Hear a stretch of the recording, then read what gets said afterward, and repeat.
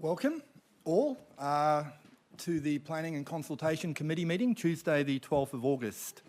Members of the public are advised the meeting will be live streamed and recorded, and the live stream recording will be made publicly available on the YouTube and Council's website. Tonight's meeting is being held in a hybrid format, with submitters attending virtually in accordance with Part 5 of the Governance Rule, Meeting Procedures. Nillumbik Shire Council respectfully acknowledges the Wurundjeri Woiwurrung people as the traditional owners of the country on which Nillumbik is located, and we value the significance of the Wurundjeri people's history as essential to the unique character of the Shire.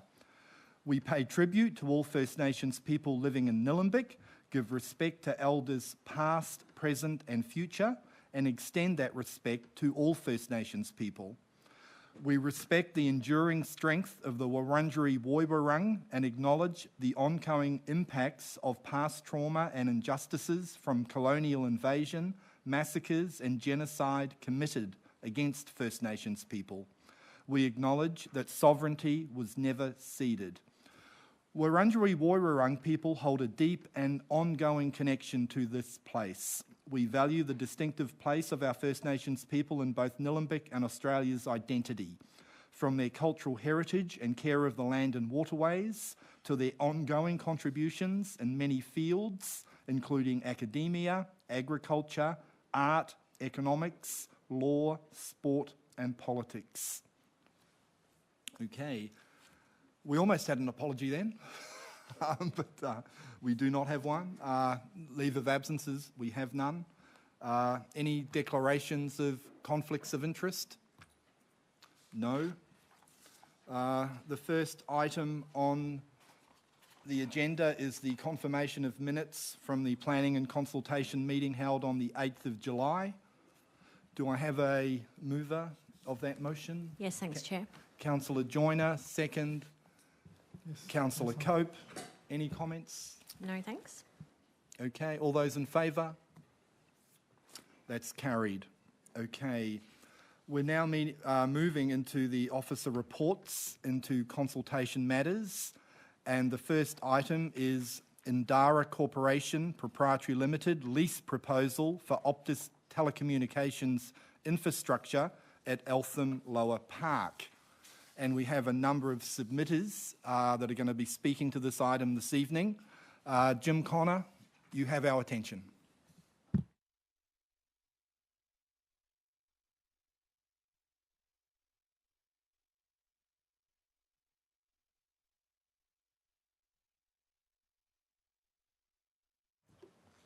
Thank you, councillors, for the opportunity to speak tonight. This is my private submission and not on behalf of any organisation. I, like many others, do not support this proposed lease. This tower will be highly visible from many directions.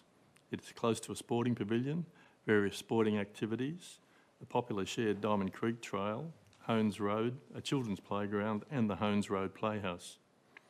It would impact the visual amenity of many park users and compromise the extensive public open space. If Council should consider approving a lease, I suggest the tower be located south of the cricket nets on the east side of the oval, so it would not be as visually intrusive and would be more remote from high activity areas. It is also suggested any tower be painted an appropriate green colour to help blend with the treed background. As stated in the Council Officer's earlier report, and I quote, initial consultation occurred on both locations, and internal feedback at the time was the location on the east side of the oval near the dog park was preferred, so it was away from the main park area and not so visible, close the quote. This is also the cricket club's preferred location. Installation or maintenance costs estimated by the applicant should not be a factor in Council agreeing to a site location. I consider the proposed rental of $25,000 per annum to be insufficient for the detrimental impact on this public open space, as well as the value-add opportunities being created for the applicant. It does not appear to consider increased revenue by the applicant when such a tower will, most likely, also be used to carry pole-mounted associated base station infrastructure for other mobile phone operators and possibly various emergency service and data service providers. I believe any rental should include additional fees to cover future multiple co-users, base stations and pole-mounted equipment. I suggest a rental of $50,000 per annum. Examples of fees charged for similar installation include $48,000 per annum plus GST by the City of Vincent in Western Australia, and $50,000 per annum including GST charged by the City of South Perth, Western Australia, for a monopole shared by Optus, Vodafone and Telstra with 3 base stations. Any revenue should, I believe, be spent on public open space at Eltham Lower Park. This applicant is like a developer of real estate, but in this case it would be a developer profiting from using community real estate. Thank you. Thanks, Jim. Questions, councillors? Thank you. Okay. Okay, we have Vicky Sugaroglu. If you could speak on behalf of the Friends of Biodiversity Hones Hill. Thanks, Vicky.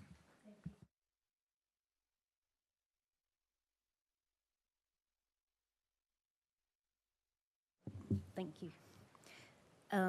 Thank you for the opportunity. I am speaking on behalf of Friends of Biodiversity Hones Hill and with acknowledgement of traditional custodianship across this land. Here, the Wurundjeri Woiwurrung have developed and transmitted knowledge and care of the environment for countless generations, upheld through everyday practice. We have a potent responsibility to carry this forward and ensure our actions do not transgress. I also speak on behalf of those who have no voice in the English language. They are all life forms that sustain our world, from microbes in soils and deep seas to great whales, trees and insects. Locally, Hones Hill has significant ecological values. It's near the habitat corridors of Diamond Creek and Yarrabirrarung and has a diversity of vegetation which changes as a result of slope, aspect and soil. There are a number of locally and nationally endangered species, and it's an important hill-topping site. Just ask the insects about their love life. Federal legislation clearly states our moral and legal obligations to protect listed species. Within Hones Hill, this includes Eltham copper butterflies, Glycine latrobiana, Dianella amina, and Gangang cockatoos. These species do not live in isolation. There is interdependence and intimate connection to the soil microbiome. As convener of Friends of Biodiversity Hones Hill, I can proudly say the group's energy has led to wonderful transformation of the reserve, noted by leading ecologists. Correlation between our work and an astonishing increase of Eltham copper butterfly caterpillars from 49 to 244 in just 1 year is apparent. We are also improving the conditions for floral species by supporting pollinators. To further prevent harm to insects and soil, we do not use chemical sprays. I'm painting just part of the picture. We have a treasure here whose vitality must not be compromised. Research indicates that both the soil microbiome and insects, and therefore plants, are harmed by EMR of the type emitted by the proposed tower. Because of this, and with great respect for the precautionary principle, as noted in the EPBC Act, I urge Council not to approve the proposal and seek alternative sites if indeed a tower is deemed necessary. Alternatives must not simply move the impact onto other insect-rich locations. Shifting the tower to the other side of ELP, closer to the creek, would be an example of this. We cannot risk affecting the colony of imperial hairstreaks, nor the coconut ants on which other rare butterflies rely, nor the beetles which jewel butterflies need.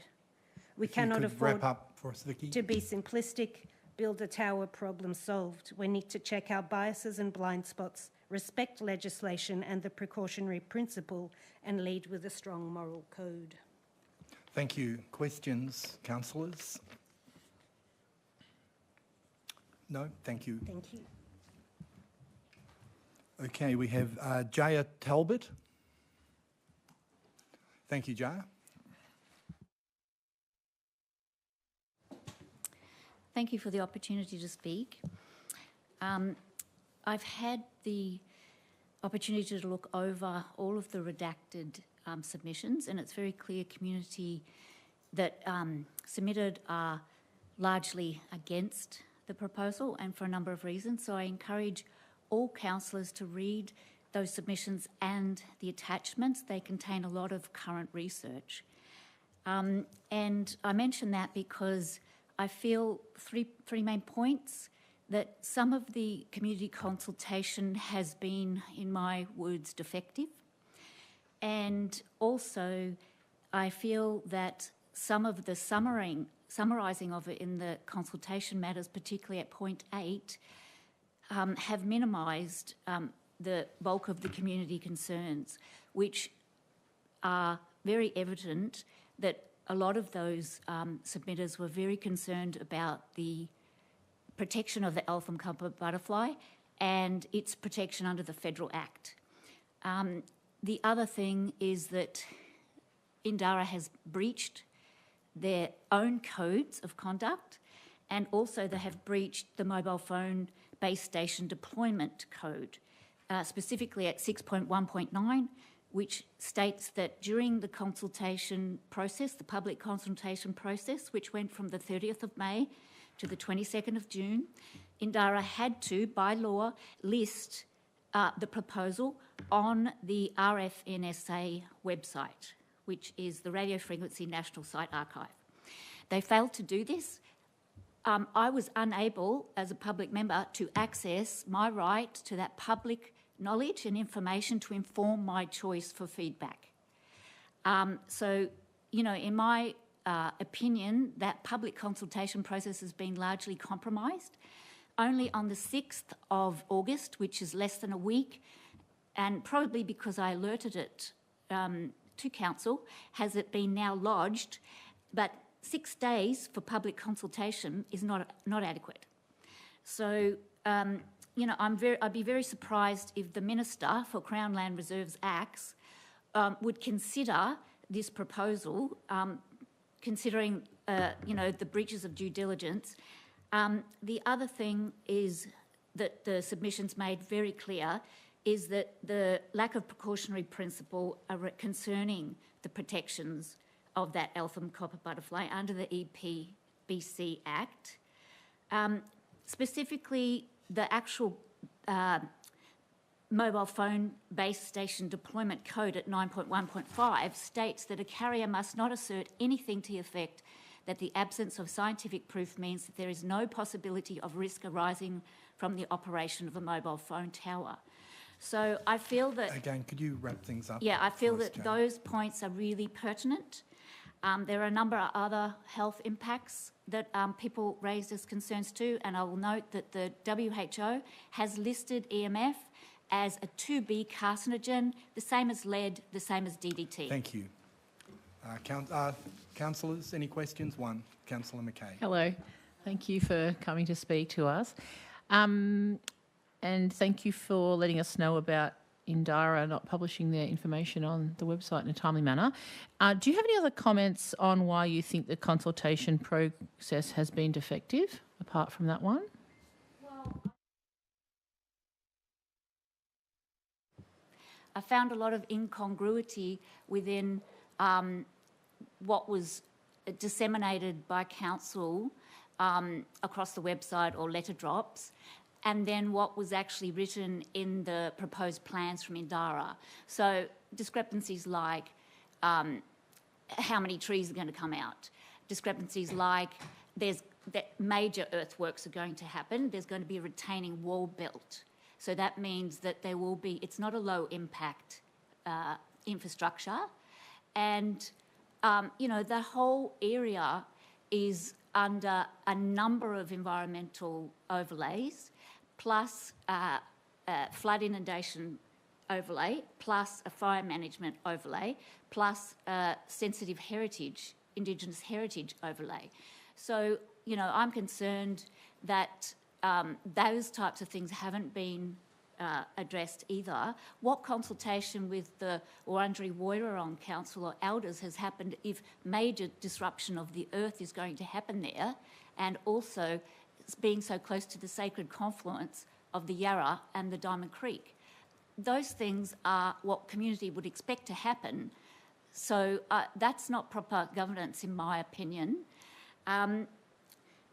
Yeah, basically discrepancies in information and, you know, glaringly, obviously, I couldn't access my right to public information to inform my choice for feedback in the feedback time.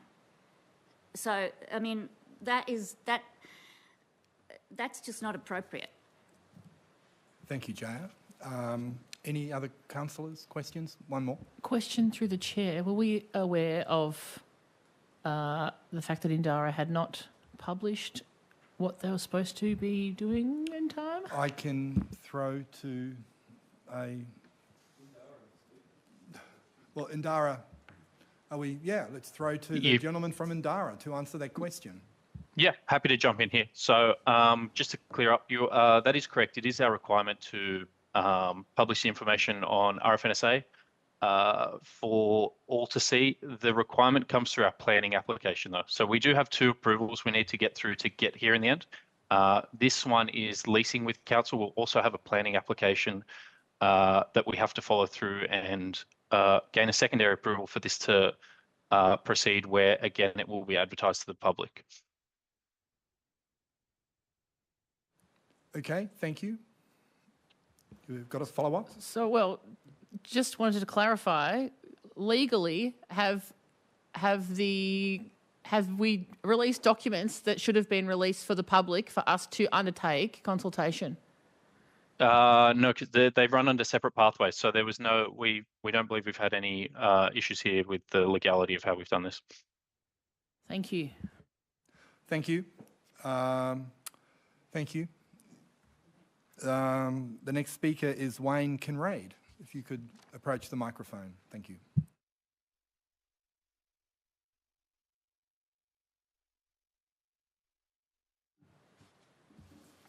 Thanks very much for the opportunity to speak to you this evening. I've made a detailed submission to all of you, in addition to what I submitted via Participate Nillumbik. I was looking forward to seeing the revised officer's report in response to the submissions, anticipating there'd be extensive recognition of the detailed information provided. I didn't see it. In fact, I was most concerned at the quality of the information in several aspects of the officer's report that were provided. I'm going to take you through those problems. If you've got the papers in front of you, if you look at paragraph 30 of the officer's report, there's a reference to the PANZA standards, and it says in particular, existing studies on the effects of the low-level RF-EME exposure on plants and animals indicate that the exposure limits set within the standard are adequate in providing protection to the environment. It does not say that, and any one of you can go to the PANZA website and read what's there. It actually says the following. While there is currently no substantiated evidence of harm, it highlights the need for more high-quality research into the effects of radio waves from high-frequency wireless technology, such as 5G, on plants and animals. In addition, the study that's actually referred to on the PANZA website, which is a meta-evaluation, 88% of the studies in that meta-evaluation related to 2G, 3G and 4G, not 5G. So the evidence, as is suggested in the paper, is not strong. Now, down to say they've provided a fact sheet on the mobile telephone base stations. My response, so what? The fact sheet says nothing about insects. In paragraph 33, Downer approached multiple other candidates before proceeding with this location. Well, what are the other locations? What were they? What criteria have been applied to critique them? And how did each of those locations, within the blue area on the maps provided most recently, actually score on those criteria? And if you haven't scored them, I'd say that's a problem for councillors in terms of the veracity of your decision-making about deciding what to do and where. In paragraph 35, there's talk about the cost of wiring in other locations. Really? Really? you're proposing cost of wiring as something to consider relative to a threatened species under the PPPC Act. That's not got your priorities right. I could go on with another issues, but just very quickly. The piece to resistance, as far as I'm concerned, about the inadequacy of this officer's report is the reference to relevant legislation. There is absolutely no comment in that section about the EPBC Act. Why not? How can you make a thorough decision if you haven't considered that in your consideration of legislation? Time's up, Wayne. Thanks very much. Councillors, questions? Councillor McKay? Councillor Dumeric? Go. You go. Question to the chair, probably to Mitch again, through the chair, sorry. Mitch, do you mind speaking to the other locations reviewed and appropriateness, please? Yep. Thank you. No worries at all. So, yeah, we completed a site meeting down in Dara and council. I want to say it was last year, and we proposed some locations further towards the east around the cricket nets there. I think the issue that was found on site was a scar tree, and there was concern around the issues that would raise if we proposed some construction work around there. And on site, it was agreed from council's end that our best option to proceed here would be along that west side in the location that has been presented for the general public. Thank you. Any other councillors have questions? Wayne, sorry. Councillor Dumeric. Thank you. Sorry, Wayne. I'm interested.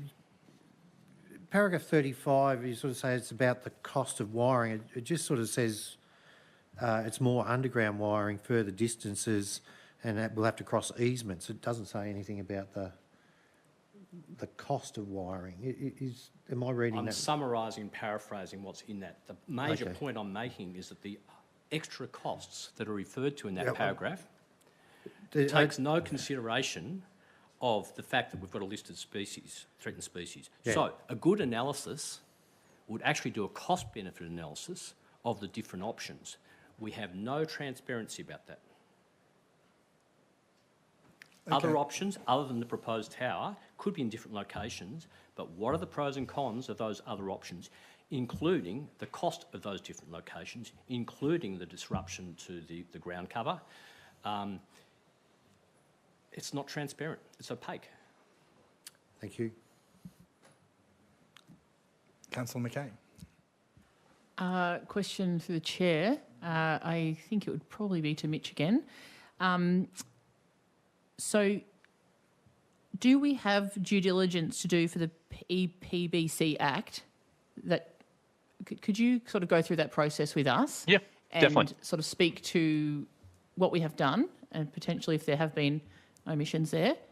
So EPBC Act follows along with our planning approval, again on that separate side with our RFNSA requirements. For this, we go through the EPB database to find protected matters. For our council approval, we need to identify and see if there are any protected matters. In this case, we'd assume the copper butterfly, obviously, and some of the other species called out. From there, we require to engage an ecologist to confirm no impact. If we can't confirm that, then we wouldn't be able to gain approval through that EPBC Act. And sorry to follow up, what stage of the process does that happen? That will happen through our planning approval with the, I guess, multiple locations that have been put forward from everyone and the likelihood of changing of the location to save with multiple planning applications and things of the like. We were hoping to settle on a location and then go through those requirements. Okay, thank you. Any other questions? Councillor Dumeric. Wayne, I'm interested. So it seems that when we first discussed this, it was sort of 50 metres was kind of a reasonable distance for the tower to be away from areas. Do you have a sort of thought on how far the tower would need to be from copper butterflies to be reasonably safe from your reading of the literature? A very fair question, but unfortunately there's no clarity around that issue. If you read the science, which I've done extensively over the last couple of months, the science is still emerging in this area. The key message, though, is in my detailed discussion paper, which I hope Indara have read, which refers to the potential heating impacts on insects.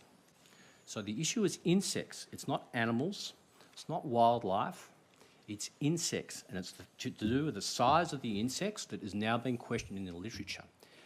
In the Arpanza website meta review of the literature, they themselves acknowledge in their concluding remarks, which if Indara's actually looked at that meta article, they would recognise, they say at the conclusion of that article, that there is an interesting cluster around noted effects in the literature on insects, and this requires further research. That's in the concluding remarks of the website link provided by Arpanza. And that's literature that was published in 2023. So your position would be that of the, how many towers do we have around Victoria? Well, maybe Indara can answer. I believe there's about 970 towers in Melbourne. So if there's 970 towers, your position would be that everything within 100 metres of those would be, every insect would be being fried? No.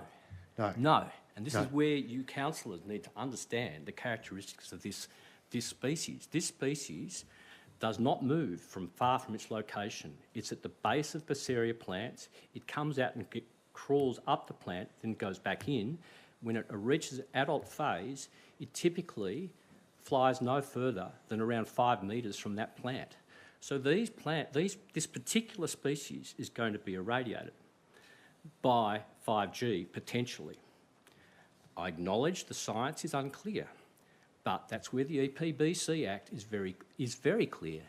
You need to apply a precautionary principle, and that obligation is on you, and it's on Optus, and it's on Indara. So don't take the risk. That's the key point. I can see the headline now down the track, if you go down this track, Green Wedge councillors vote to irradiate threatened butterfly. That's the risk you take.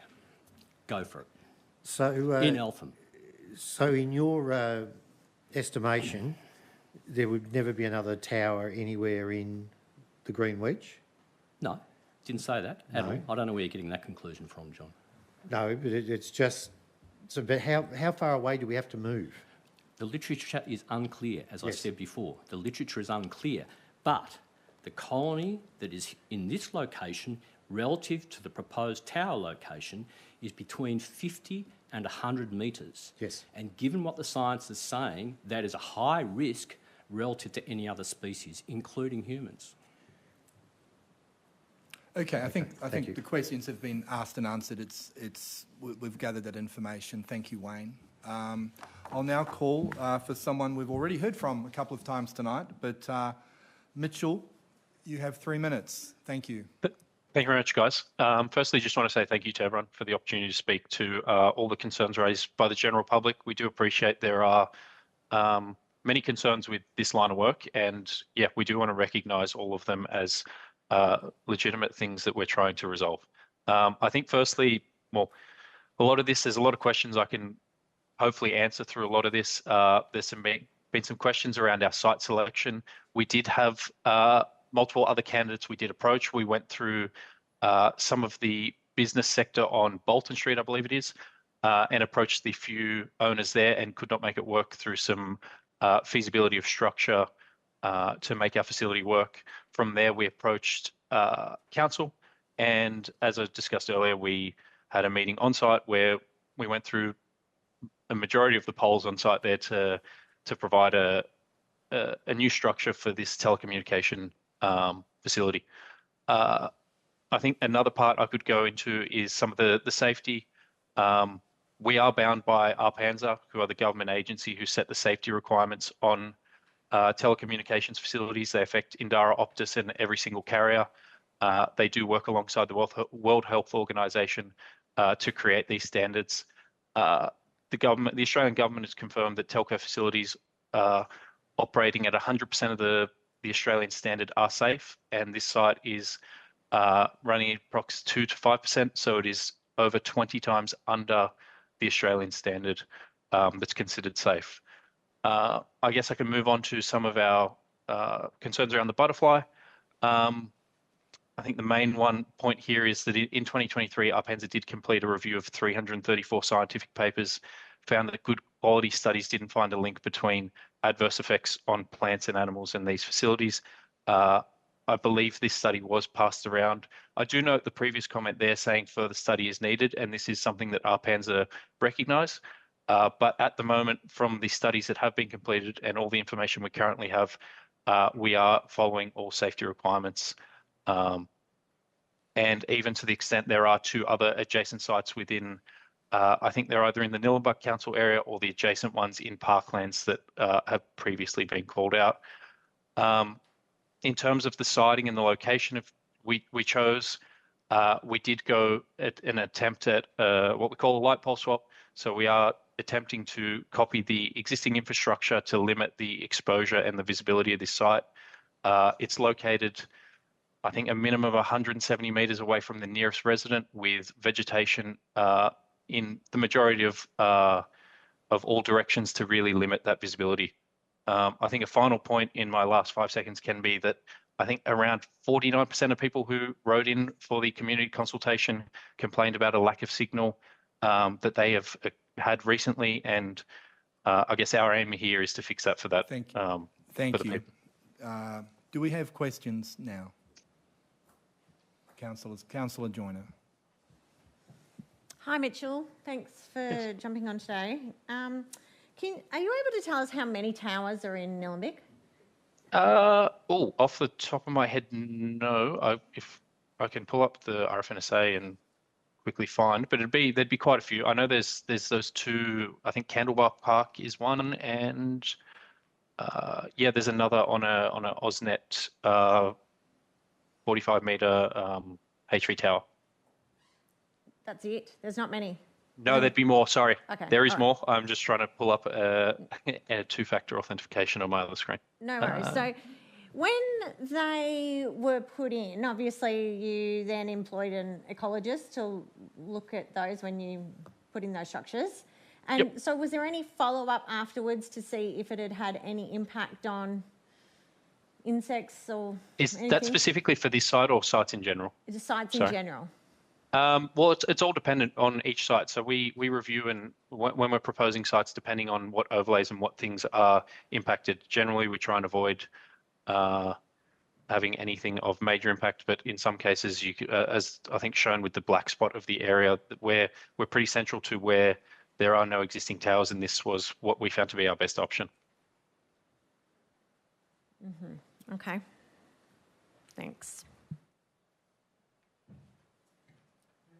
Councillor Cope. Mitchell, Yep. you're aware at Wayne's discussion about the elfin butterfly.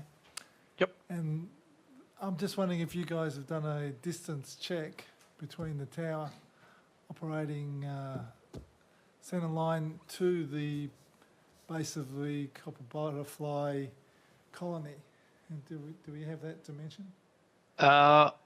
I wouldn't have it in front of me, but this would be part of our EPBC requirements to get this through. Have we got an estimate? Yeah, I'll put in my discussion. The questions from the councillors, Wayne. Thank you. Well, I was actually being asked by Kim to respond. That's the questions are to the gentleman from Indara.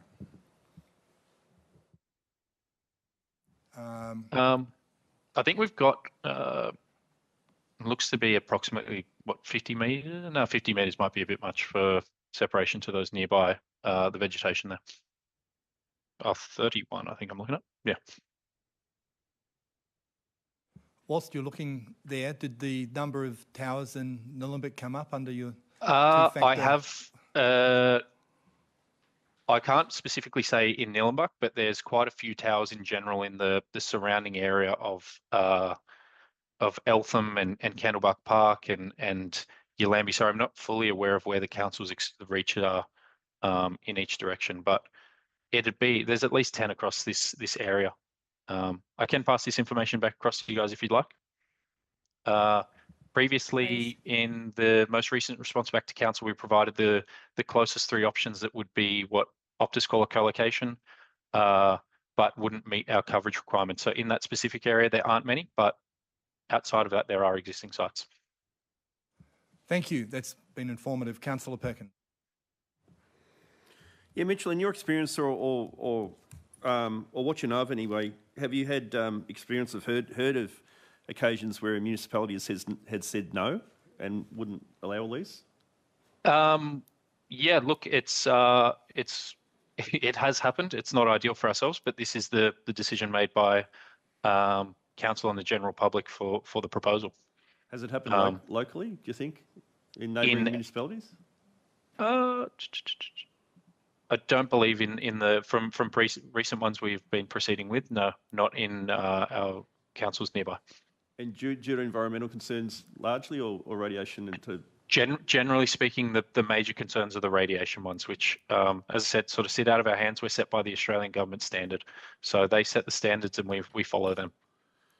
If you were to find a site on private property, how would that impact the process? The lease negotiation would be direct with the landowner, the private landowner, instead of the public consultation here. And then we would also have that secondary public planning application, which is open to the general public through the. Yep. Yeah. So you'd still have that consultation requirement through the planning scheme. Yep. So we through this proposal, I think it's worth noting we do not have planning approval for this site to go ahead. That's still something that needs to follow, but with the uncertainty of the location that would be approved, with multiple back and forths with council and obviously the general public's want for this to move at least some distance away from that adjacent habitat. Thank you, Mitchell. Thank you. Thank you, Mitchell. Cheers. Any last questions, councillors? No. Okay. Thank you for your time this evening. Thanks, guys. Okay. I think we now have to move a motion. Councillor Demerit. I move the motion as per the papers. Second. Yes, I will second. Thank you. Councillor McKay. All those in favour? Oh, I'm sorry. You've got to speak to the motion first before we carry on. Yeah. I look at this proposal, and it's one of the complex ones that comes to council. We've sort of got a balance, and I've had personal experience of working down in this area of Eltham, and it is quite frustrating that you have to walk up to near the BP service station to get a phone call out of it, and it brings concerns too for the safety of the people in that area. It has quite a diverse population. Quite a few older people sort of live down in the area, and it does have concerns about their ability to be able to call ambulances, ability in fire, and other parts of life. We've got to balance that with our credentials as a Green Wedge Shire, and the Eltham copper butterfly, which we've seen move way bigger projects than this one. I look at the Montmorency rail project as an example, and as pointed out by Mr. Kinraid, we do need to exercise a precautionary principle. We, as councillors, need to look long and hard at this. I've just handed over to Councillor Cope the diagram from the Eltham Copper Butterfly, or the Friends of the Eltham Copper Butterfly proposal. It is just over 50 metres from the colony, but 100 metres definitely gets to the other side of it where this tower is. So we will need to look long and hard at it, and also at the if we are to move it, what are the other implications? I recognise Mr. Connor's regard for the visual amenity. Again, I share his concerns, but I think where this is placed with the trees around it, and it is already a football light tower, I'm not so concerned with that. But as I say, I keep coming back to our copper butterflies. So I urge all councillors to have a long, hard look at it. We do need to balance, and as pointed out, the submissions are 50-50. I'm sure that if we looked at where most of the submissions are to have it improved, it is people who live in the area and want access to telecommunications. As we say, we need to balance that with our responsibility for the environment and for our local area. So sorry not to be much help, but just plenty of reading and soul searching in the next couple of weeks. Thank you. Councillor McKay. Any other councillors wish to speak? Councillor Perkins. Yeah, thank you. And, thank you very much to all the submitters, and certainly it's how council informs itself of what the real issues are, those most pertinent to the community. So I think it's really important. I would say to council, if you're having reservations about the public response so far, if we continue, it's going to get a lot worse. This is going to grow wings, and it's going to be a bigger issue. And I listen and understand what Wayne is saying. I'm very courageous, but I don't think I'm about to go up against the ultimate copper butterfly. So I know where I sit, but other councils need to consider carefully. I think a decision to go ahead with the lease almost puts a position forward that we want to continue this conversation and go through more angst, more submissions, more angry people. I think either way, the ultimate copper butterfly is going to win this one, and I think we're better off walking away. But I'll support the motion as it is put at the moment. Thank you. Okay. Councillor Joyner. I'd just like to thank everyone that came in tonight to share your views and perspectives with us. It was really appreciated, and anyone else that put in a submission. Thank you. Okay, without any more councillors wishing to speak, I'll call for a vote. All those in favour of the recommendation up on the screen.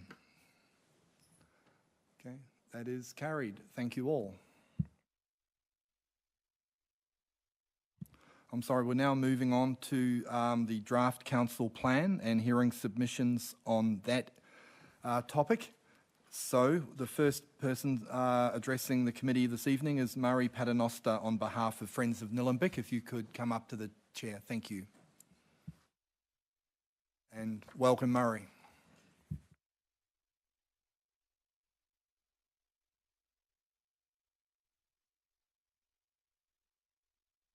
There we go. Hello, I'm speaking on behalf of Friends of Nillumbik to support our written submission. In summary, we extensively support the draft council plan and is encouraged by the more robust engagement processes.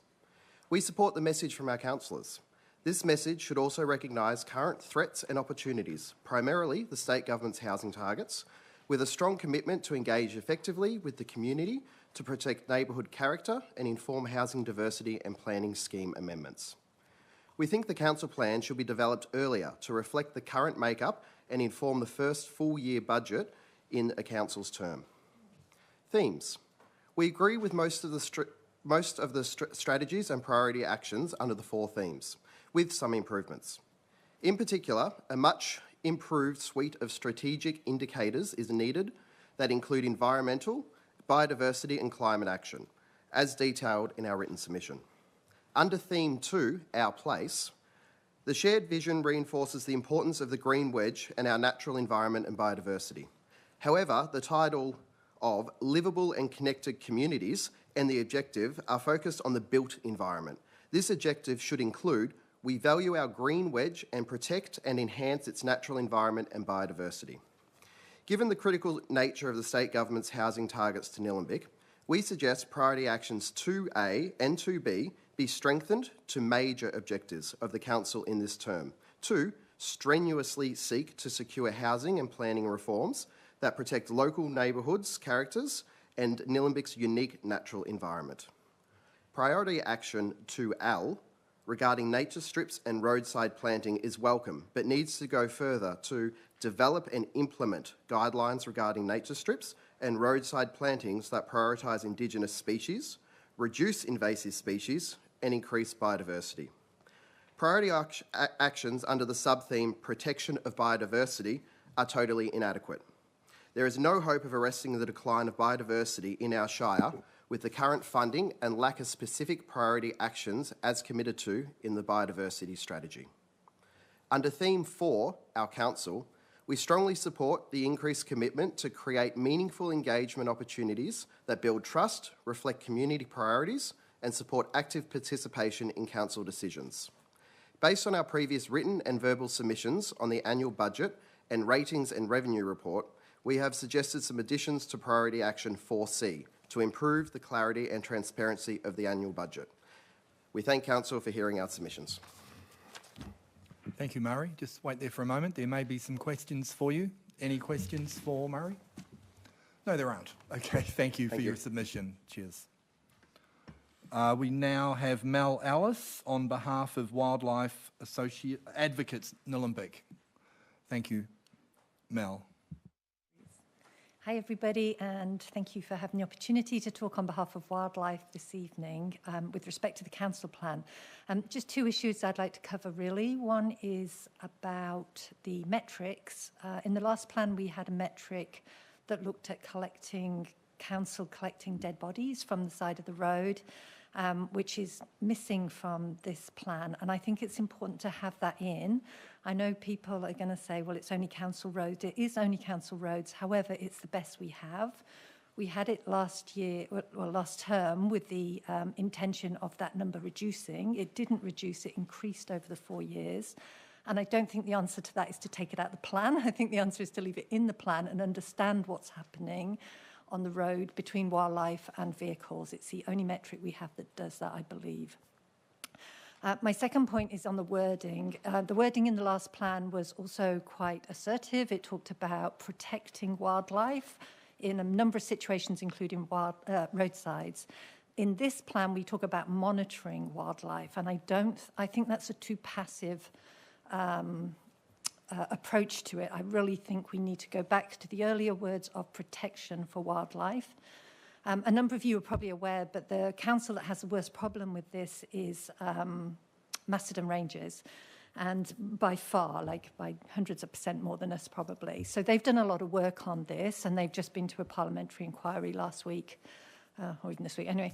But the first thing that they put in their summary was that it's important, if council are going to take this seriously, or while the wildlife strike issues on the roads, they need to have it in their strategic documents. So this is Macedon Council, so they said your road protection, your council plan, and I think the other one was biodiversity, I can't remember. So I do think it's worth, instead of us inventing the wheel, it's probably worth talking to Macedon if we haven't done that already, because I say they've done a lot of work on it. And they've also been working closely with Wildlife Victoria. They've got a plan that they're trying to implement, but I think funding is preventing them at the moment. But they did bring that up in the inquiry last week, the parliamentary inquiry. So like them, the two major issues. I'll just quickly spruik that we've got a community wildlife meeting on the 15th of September. You're all invited to attend. It will be talking about hopefully actual real local issues and smaller things we can do instead of, you know, huge overpasses and things, which although are great, you know, are probably unrealistic in the short term, but maybe some smaller, shorter term issues that we can address locally. That's the value, I think, of getting locals together. And then just finally, I do want to say, of course, we support the virtual fencing initiatives that Council are looking at, and we really appreciate you doing that. So thank you. Thank you, Mel. Any questions for Mel? Through the chair, could I just ask the Director of Planning whether I thought we were still collecting roadside strikes, or is that through Jeremy? Is it? I think Frank, could you answer that? So we've got various. We identified there are gaps in collecting wildlife strike data.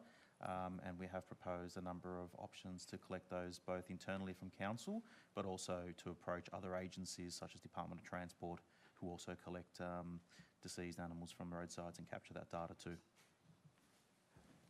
And a question to Mel, if I may. Yes.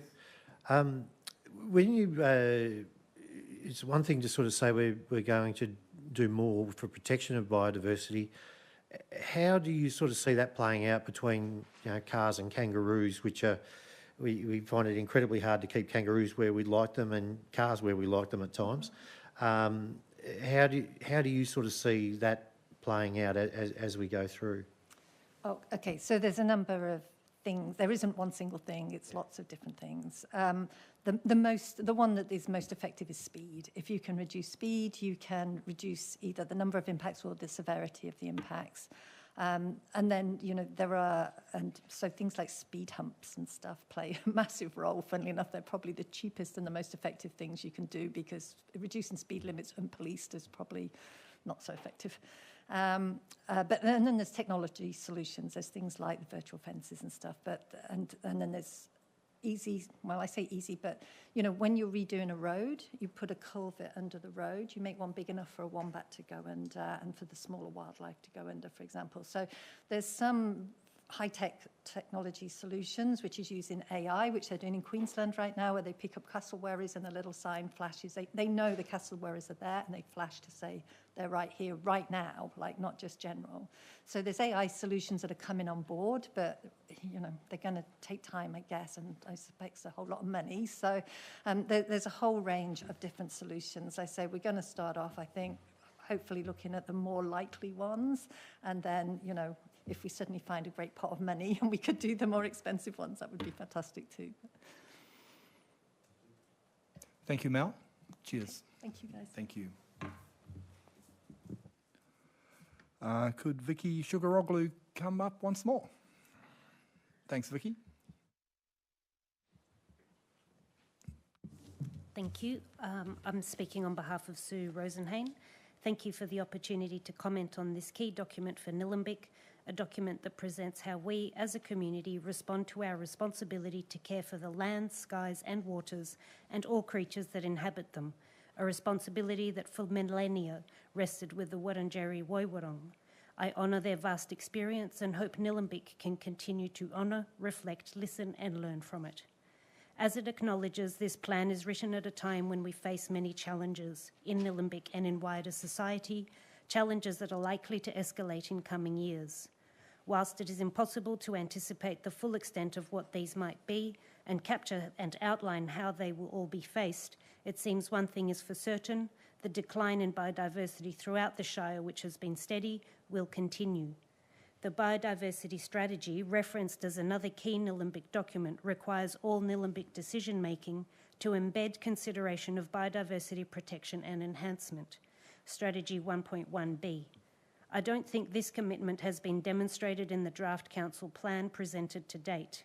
If we were serious about this commitment, the evolving challenges outlined in our future section of the proposed updated vision statement should surely reference the challenges to halting biodiversity decline as the other challenges are addressed. The challenge of the ongoing erosion of biodiversity is not even noted. This sets a tone for the remainder of the document. Given limited time, I will make a couple of other points to illustrate where genuine commitment to biodiversity within the Shire could be demonstrated. Setting strategic indicators that reflect protection of biodiversity. Not one of the existing strategic indicators references biodiversity, threatened species or habitat. Whilst measurement of tree canopy is a strategic indicator under Theme 3, this is not a sufficient proxy. Commit to some priority actions in this plan that could actually make a difference. none of the priority actions currently described within this plan will actually affect change. Some of them may, but are reliant on other factors working out. Council should commit to some actions within its own sphere of influence. It is strange that the biodiversity actions under the Theme 2, Livable and Connected Communities, and not Theme 3, Sustainable Futures and Health Environments. In my opinion, this sends a misleading message on the rationale for taking action on biodiversity. I also note that environment and conservation is listed as a service we deliver under Theme 3 and not Theme 2, where the reference to the biodiversity strategy and its actions are presented. I'm very sorry I didn't provide a more comprehensive response when the consultation process was underway. I was interstate and lost track of deadlines. I think there are a number of areas where this plan could be strengthened to provide an integrated sense of direction for the Shire. I also think, as it is at present, it misses the opportunity to demonstrate that Nillumbik is willing to be a leader in addressing biodiversity in peri-urban environments. Thank you, Vicky. I've actually got you listed here as speaking on behalf of just you. Is that not so? You're just speaking on behalf of Sue? Yeah, I registered for both Sue. Well, Sue apparently registered and said that she'd listed me. Yes. And I spoke to, who's the lady that does the... Someone. You spoke to someone, but we've got you for 3 minutes more, I guess is my point, if you wanted to speak. We can't ask questions here, but if you want to address the committee on behalf of yourself, yes, you can do that. You can do so. I can do that now. Yes, great, 3 minutes, thank you. starting the clock again. Great. And then we can ask you some questions. Sure, yes, thank you. I support Sue's comments. I urge Council not to assume a lack of community response indicates community support. Many people who are engaged and active members of our community are tired, overloaded, and feel disillusioned. I'm one of those people. Many have lost faith that their efforts and feedback is considered and informs policy. Over and over, the community has clearly indicated that care of the Shire's biodiversity and action on climate change are top priorities. This is not evident in the Council plan, nor in resource allocation. Council biodiversity strategy requires all decisions should embed consideration of biodiversity protection and enhancement. Surely this does not mean business as usual. Biodiversity is in decline. Can councillors imagine a more ambitious plan that sets the scene and describes the groundwork for Nillumbik to be a world leader in biodiversity protection, reinvigoration, and the lens through which all decisions are made? We need bold actions. We need clear accountability and appropriate funding, with a council plan to drive this. Thanks. Okay, any questions for Vicky, councillors? No? Thank you, Vicky. Thank you. Roma O'Callaghan. Now, this may be a challenge, but if Roma can scoot her way over, there she can, certainly. Yeah, I'd like to sit, please.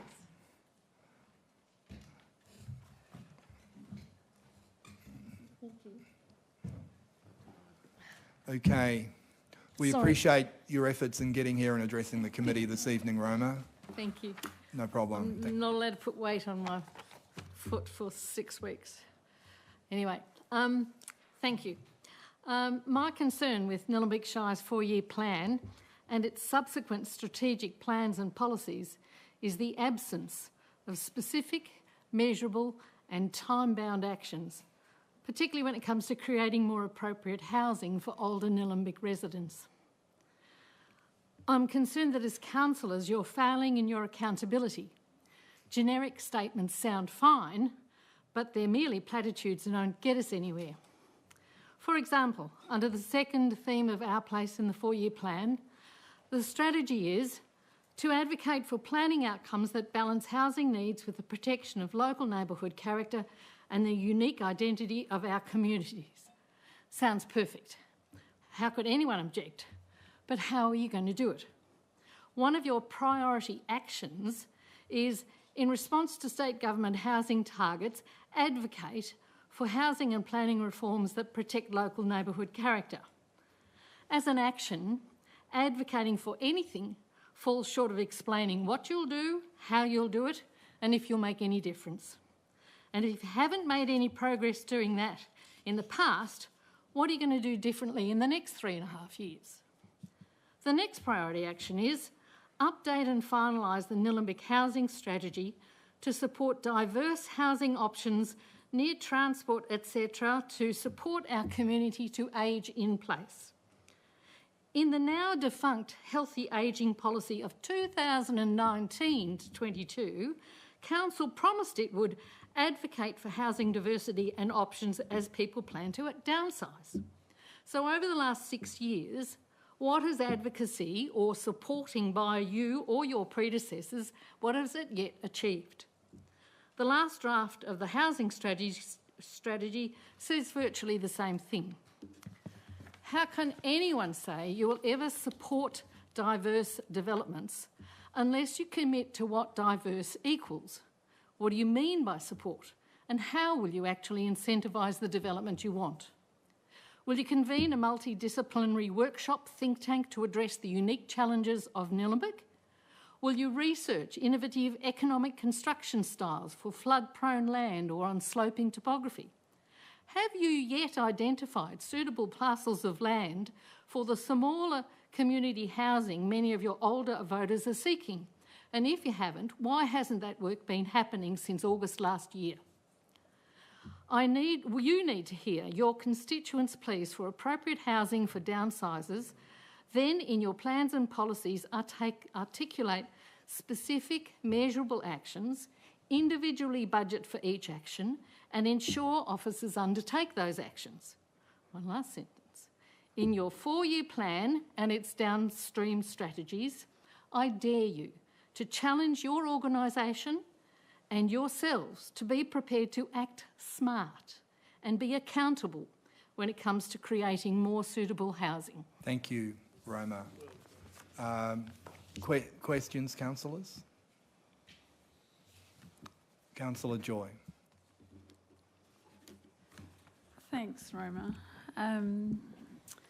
I just wonder, I certainly take on board your feedback about the way that it's, that strategy and action is worded and structured. I wonder if you have any hopes or ideas or suggestions about how might the desired homes be funded? Who's going to build them? It's a really tricky problem, and we know the challenges here, the bushfire risks, the green wedge, the topography. I really think we need a think tank of some kind. I think we need engineers and planners and environmentalists, builders, all 3 levels of government participating to say, how on earth are we going to get 6,000 people into this green wedge? This particular municipality has the highest proportion of older people than any other LGA in Melbourne, and yet there are only 54 individual living retirement village units in the whole LGA. 54. We have to provide 60,000. I reckon half of those could be taken up with my friends who want to downsize and stay in Nillumbik, where I've been here for more than 40 years. But yeah, it's a challenge, but I think you have to come up to that challenge. You have to talk to experts. You have to come up with some innovative ideas of how to build, perhaps economically and laterally with our topography and trying to maintain tree cover. We've got to fit 6,000 in. Why not make some of them suit people like us who don't want to leave Nillumbik? Thank you for that answer. Any other councillors? Okay, thank you. Councillor Joyner? Sorry, Roman, can I just clarify? So with the housing that you're proposing to go in, would apartments be suitable? No. I can't go upstairs. Not this year. Yeah. I live on an acre. I don't want to move into a 2-bedroom flat with no garden, and I think that would be so for a lot of Nillumbik people. But there are pockets of land in this municipality, and a few of us have started listing them, and I don't know why you guys haven't yet, where we could develop smaller houses in a garden setting where there is not, it doesn't have to be 1 house per quarter acre or 2 units per quarter acre. It could be I don't know, 6 on an acre or something like that. There are different ways of looking at it, and I'm asking your council to consider thinking about things differently. Get the planners to come up with some different ways of looking at it. I think it's possible, but I think we need to work together and throw ideas around. Thank you. Councillor Demerit. Roma, if we had 6 houses to an acre, that's like That's 700 probably not mathematically correct. Sorry. I was going to say it's like a 700 metre square metre block, and there's plenty of those. So, yeah. But there are some pockets of there's a pocket of a few acres. What's that one in Mount Pleasant Road? How many acres is that one, Julie? 13 and a half acres on a bus route. Yes. There's the I don't know if it's political or not, but why aren't you working with the people who own the old Judge Book Village and coming up with ways of producing homes that are on above flood level? There's beautiful space, walking distance to town. There's all sorts of potential there. I'm just asking you to consider that and to don't just say, we're going to support all the ideal development without pushing to find some of that ideal development.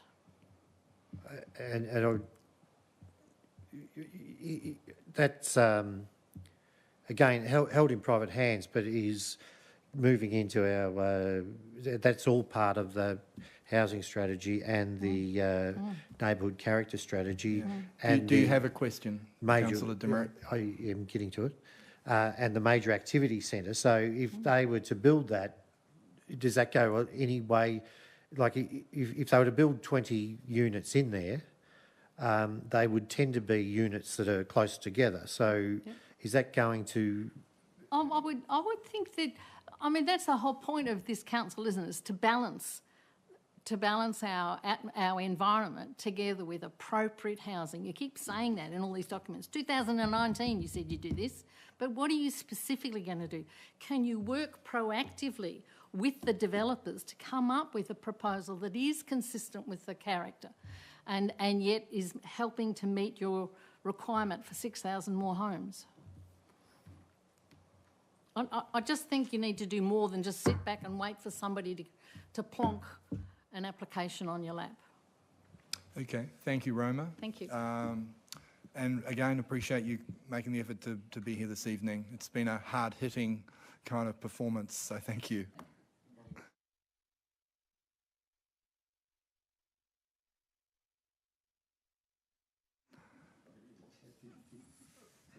Okay, thank you, councillors. We now have to find a motion. We have one more. We have Wayne, in fact, as well, on behalf of the Friends of the Eltham Copper Butterfly. Thank you, Wayne. Thanks very much, councillors. As a local advocate for the environment, I support the council's plan's vision and its recognition that conserving biodiversity is essential to our community's long-term livability.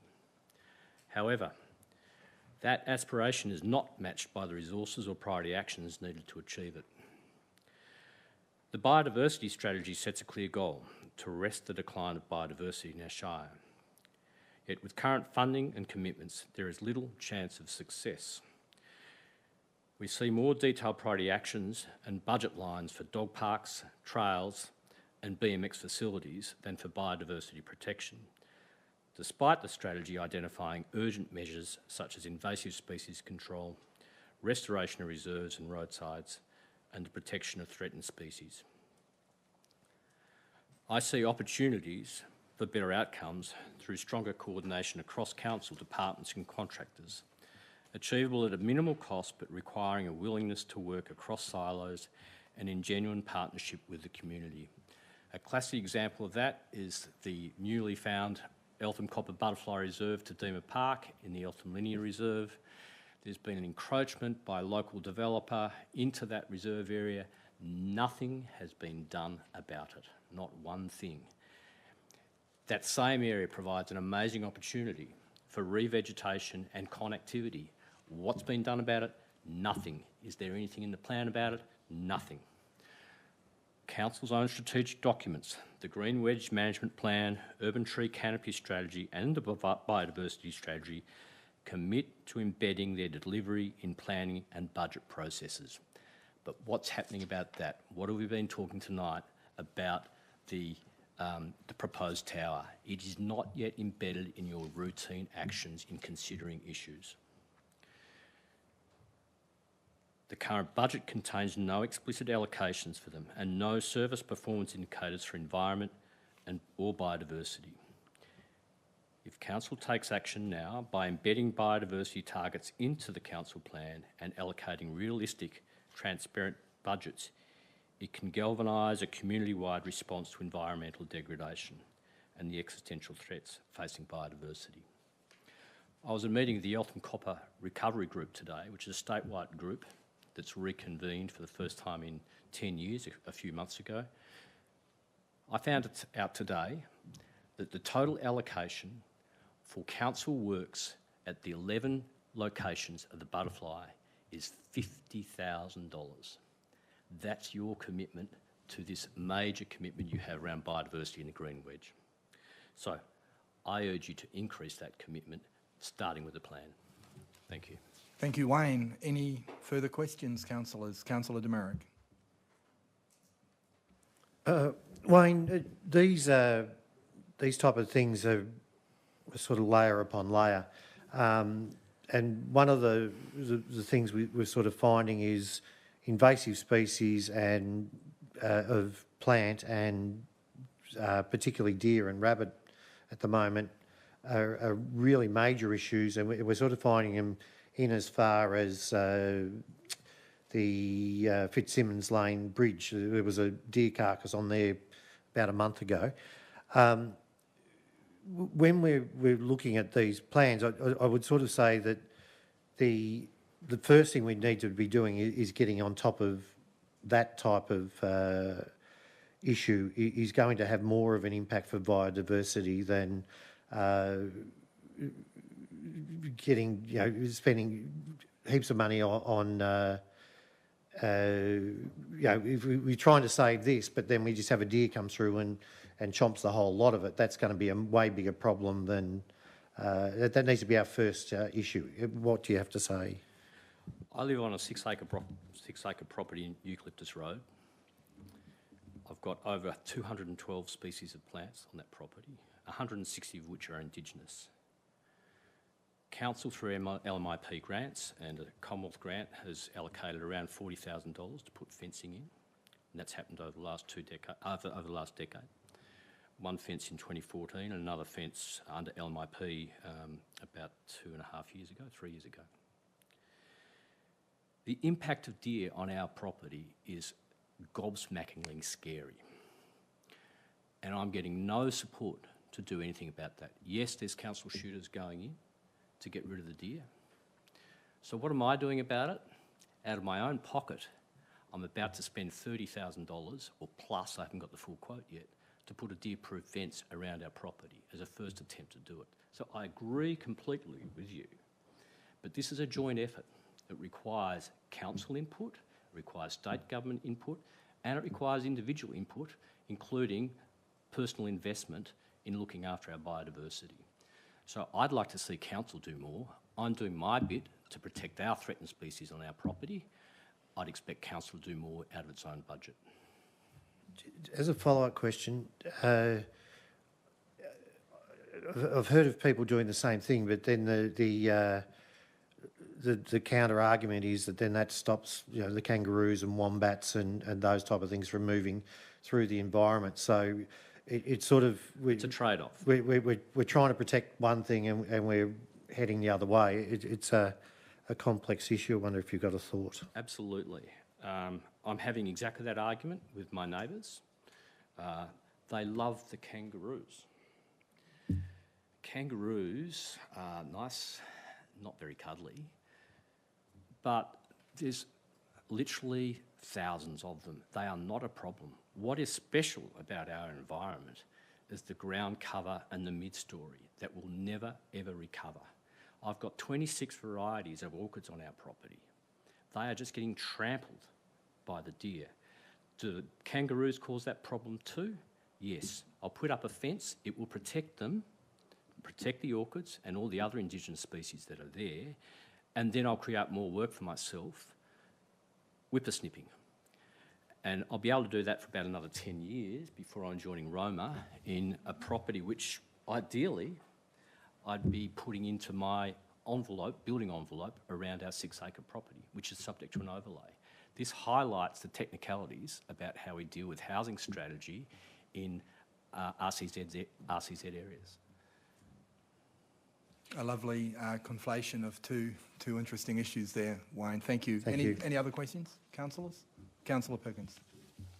Yeah, Wayne, I was just interested by your example of encroachment by a developer at a linear park. Can you just go into a little bit more? First I've heard of that. In October of last year, a resident in Woodridge Court, just off Eucalyptus Road, put in a new pool.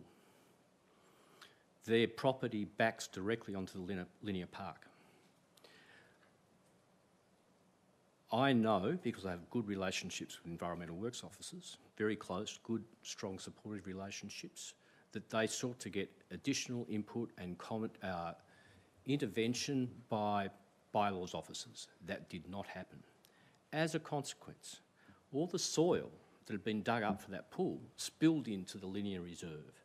There were plumbers' vans, electricians' vans, concreters going up and down the linear reserve because somehow they'd got access to open the gate that allowed their cars to be parked right next to where the Eltham Copper Butterfly colony is.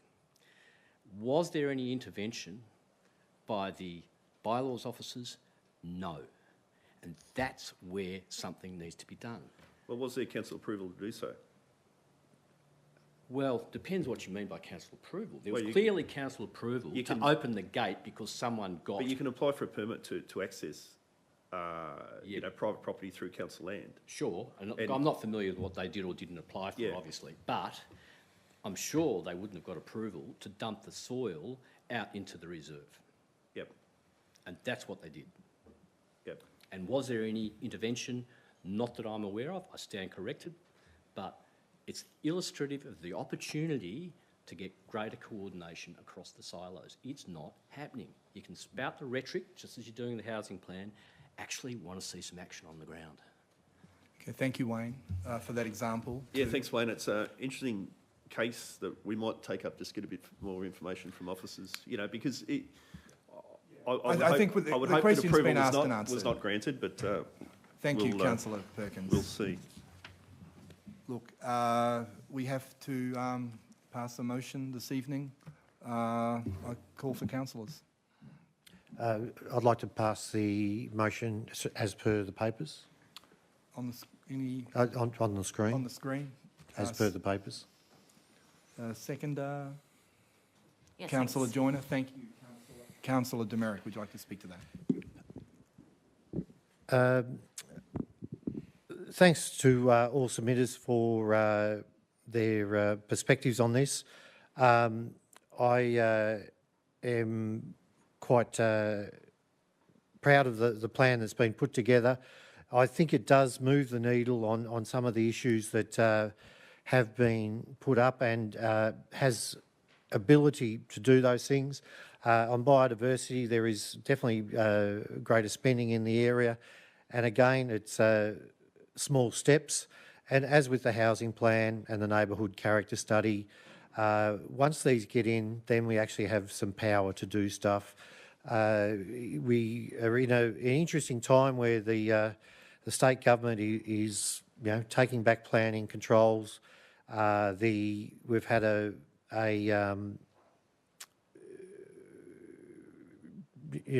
moving the dials around and again putting in ambit claims as to what sort of numbers every local government area has to have. It's created confusion. I think once we move on with our neighbourhood character studies, move on with our housing plan, we can get some clarity and then we can start doing the work that is clearly needed and is required by our community to, as we would like them to do, to age in place. And it's also, we're starting to address some of the wildlife issues. I know Councillor Cope's been a champion of the getting some fencing trials and ways of keeping wildlife off the roads with virtual fencing and those type of things. And looking at our wildlife strikes, increasing our understanding of where they're happening and what the numbers are, and the support for the people who go out and do the wildlife rescue. Again, the consultation on this, there was a community panel put together. That was a great process, and really we saw the start and the end of it, and it was fantastic to see the work those people put in it. I did note Councillor Brooker was a bit disappointed with the number of people who come to speak on it, but we have had over 300 people download the draft plan, and many more have visited the site. I think again we're trying to improve with every step. We're trying to get more people involved. We really appreciate the submissions that have been made, and this is just the start of the process.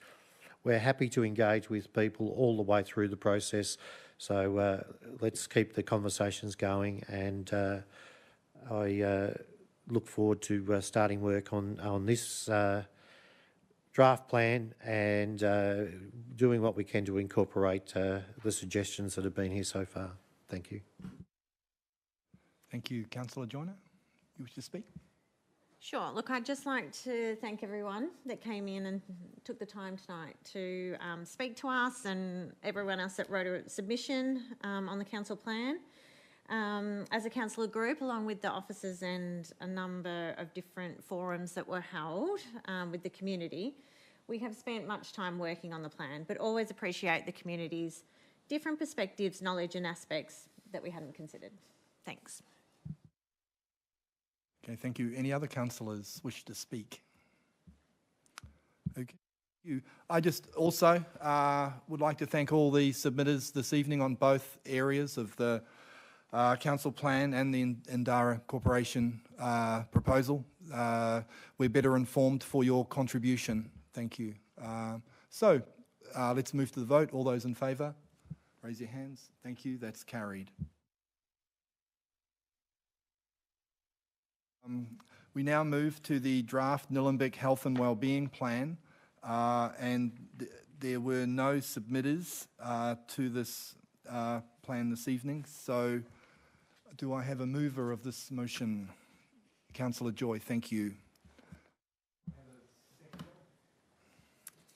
Councillor McKay, Councillor Joy. Thank you, Chair.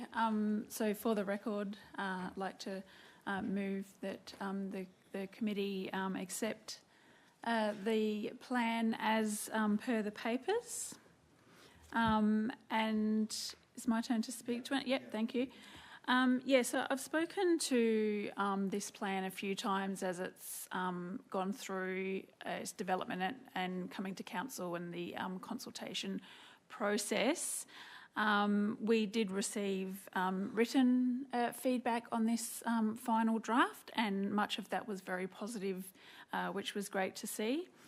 I'll just read out the health and wellbeing vision, just to remind everyone the importance of this work and the breadth of topics that it covers, because it's human health and wellbeing, but it does, of course, consider environmental issues as well, and housing, because both of those issues that seem to be very topical this evening, of course, do affect human health and wellbeing.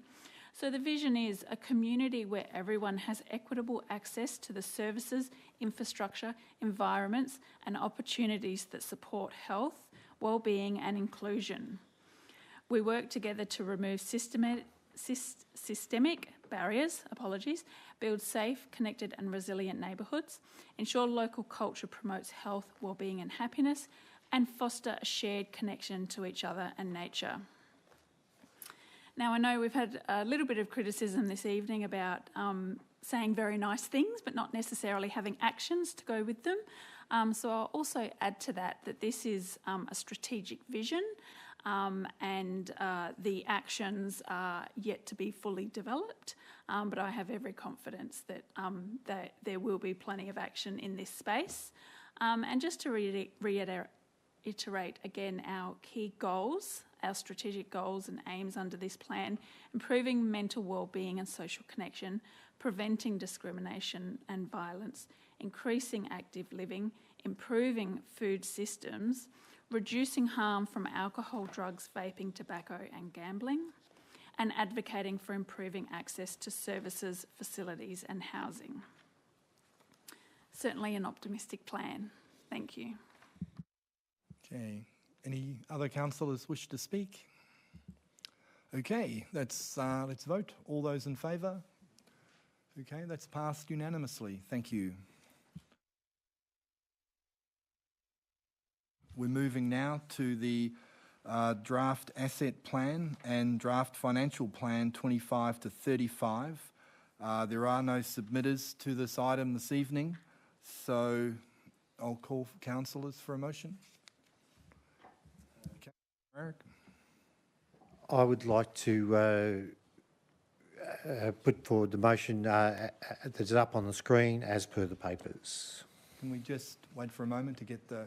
It's not up there yet, is it? Sorry. Not up there yet. Here This it is. plan is up on the screen. And as per the papers, thank you. Okay. Councillor Perkins, thank you. You're seconding that. Councillor Demerick, would you wish to speak to that motion?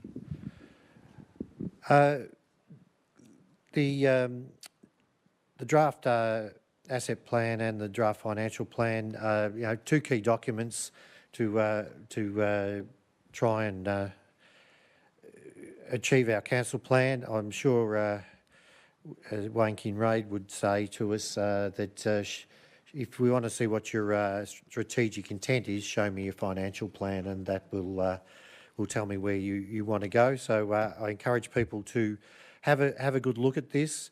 And the asset plan, it is the council's been going 30 years now.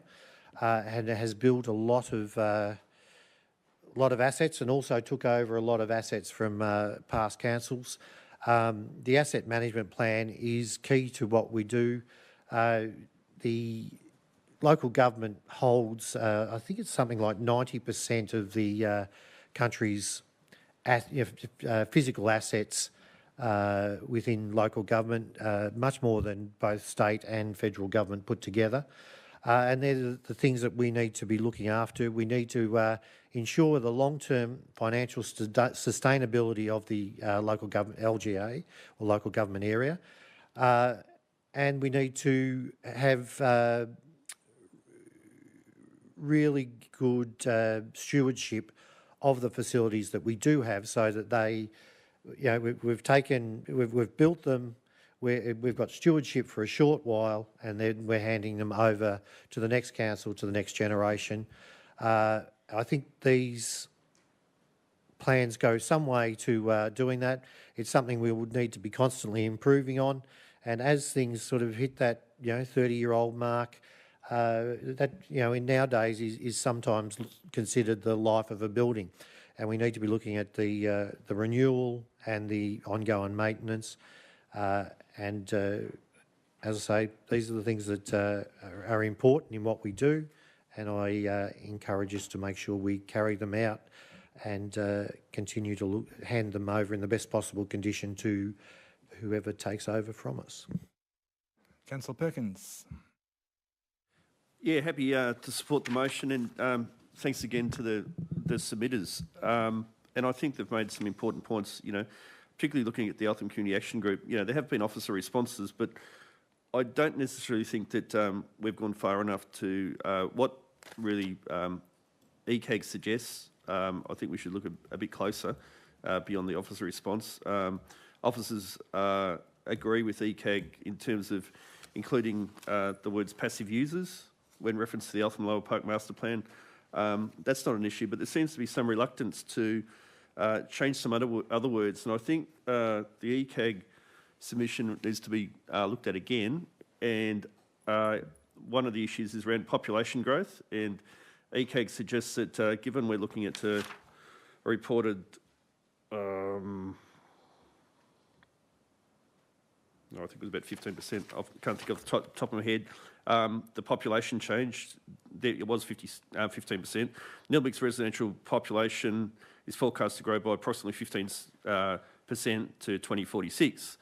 ECAG made the point that the document shouldn't say council may need to expand services and facilities to cater for the community growth. It should say must.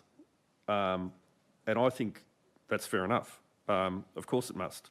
With an increase of population of 15%, there'll be an increase in rates and revenue for council. Naturally, there needs to be an increase in service provision to support that population growth. So I think some other points they've made in terms of may being used to must are well put.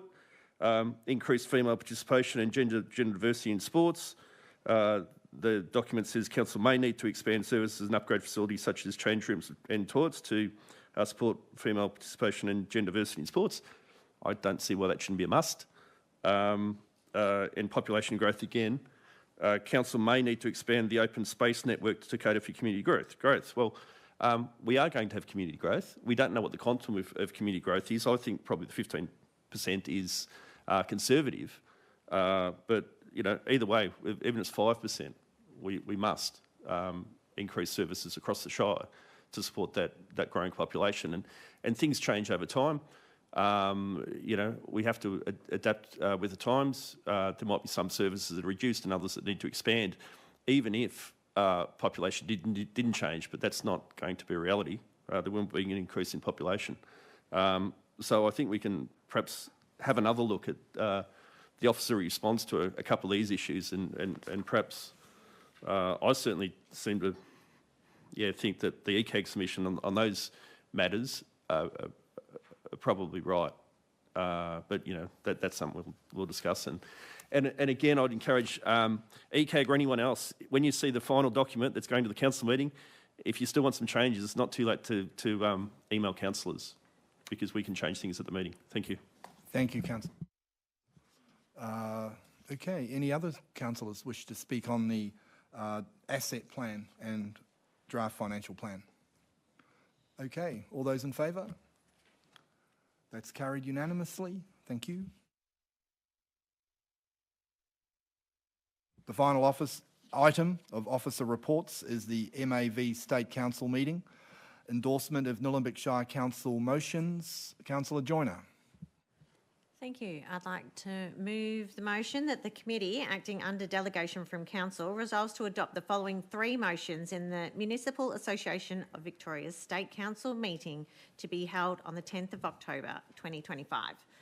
A, that the Municipal Association of Victoria advocates to the state government to 1, provide a dedicated and ongoing funding commitment to peri-urban councils to better support the preparation of green wedge management plans and the ongoing implementation, monitoring and review of these plans to ensure long-term objectives are delivered.